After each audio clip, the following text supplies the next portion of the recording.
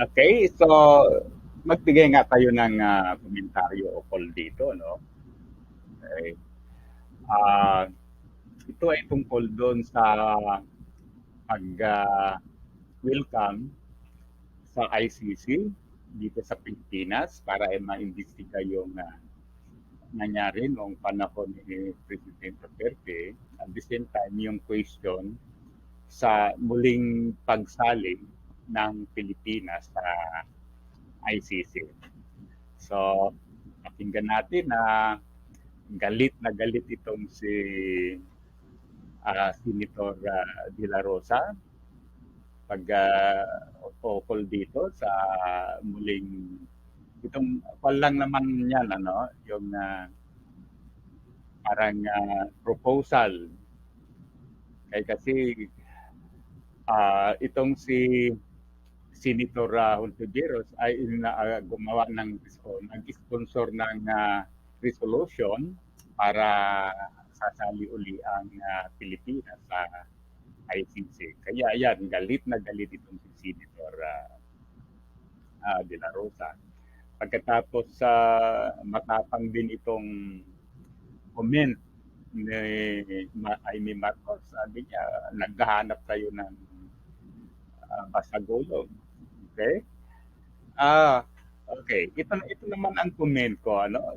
Yung comment natin ay hindi naman dahil galit tayo kay Amy Marcos o galit tayo kay Duterte o galit tayo kay Senator ano, De La Rosa o galit tayo sa mga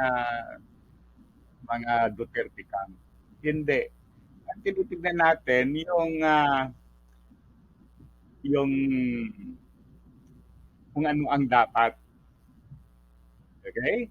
Kasi sa tingin ko, ang mga taong ito, para bang napakalaking bagay, yung issue na yan, ano? Okay? Para bang ang bigat ng issue ay halos ganon sa West Philippine Sea. Hindi naman ganon kasi sa tingin ko, yung issue na yan ay tungkol lang sa ICC at sa mga Duterte camp o kaya yung mga accused doon sa war on drug ni during the time of President Duterte. So, yun. So, hindi ang Pilipinas ang involved kundi yung mga respondent. Okay. Ngayon, ilan ba yung mga respondent? Sa nakikita ko, kaunti yan. No, siyempre, nangunguna dyan as the president, si ex-president Duterte, siyempre nangunguna yan. Pagkatapos, tama, number 2 si Bato dahil siya yung PNP chief. Okay? Pagkatapos yung mga kasama nila. Ngayon, ilan ba yung naging biktima? So, ayon sa ulat, more than 30,000.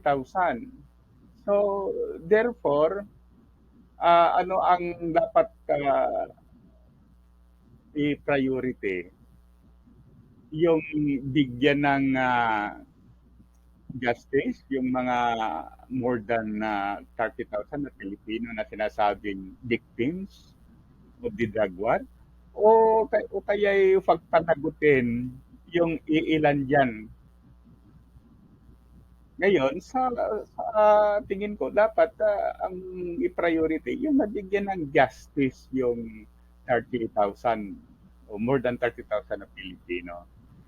Ah, hindi yung tignan mo yung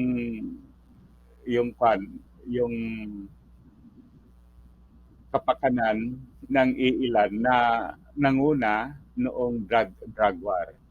Okay? So, gano'n yan.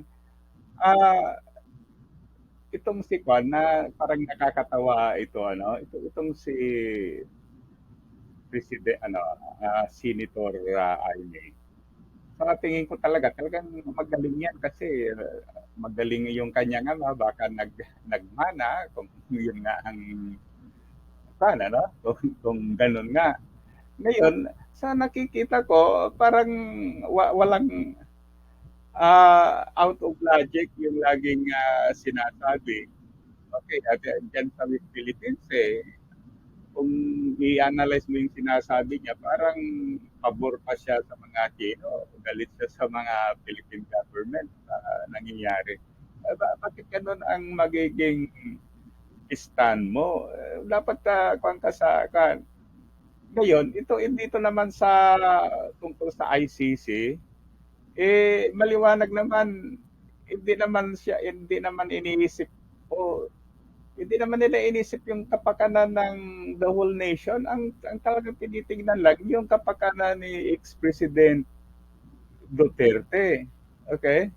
So, maliwanag na ganon ang yung yung flow of reason ng mga ito. So, pare-pareho yan. Si Aime, si Bongo, si De La Rosa, si Padilla, si Tolentino, ah si Cayetano, at saka iba pa, pareho yung flow ng kanilang argument, ganyan. So maliwanag talaga yan. Iwan natin, ah, ang ganon ang kanilang contention, ganon ang kanilang argumento dahil talagang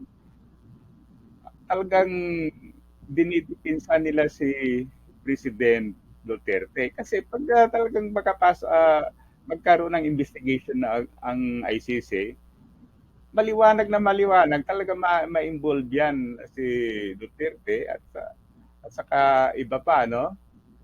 Ganon yan. Kaya hindi yung political and so on. Yun lang ang kwan nila, pinaka-base ng kanilang sinasabi. Okay?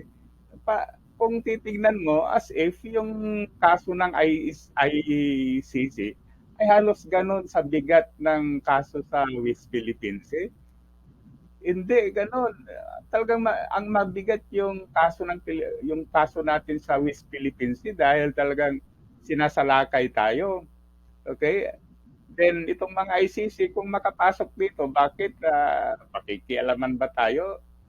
So, nakikita ko naman, hindi, kundi iimbestigahan lang yung mga nangyari noong drug war ni Duterte. Pagkatapos pag may makitang talagang evidences na involve ang kung sino man sa kanila, then mailagay sila sa trial,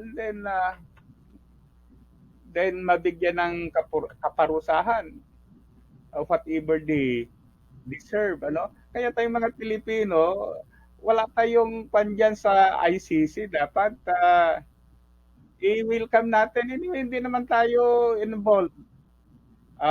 Kayo ba ay pulis noon pagkatapos mayroon kayong pinatay? Ah, so, yun, kung ganun ang kaso, siyempre, wag, ah, against kayo sa pagpasok ng mga ICC. Ngunit ilan lang naman yan, mga taong ganyan na naging involved. Karamihan naman ng mga Pilipino ay hindi involved yan. In fact, marami sa atin ang naging victims. So, as simple as that.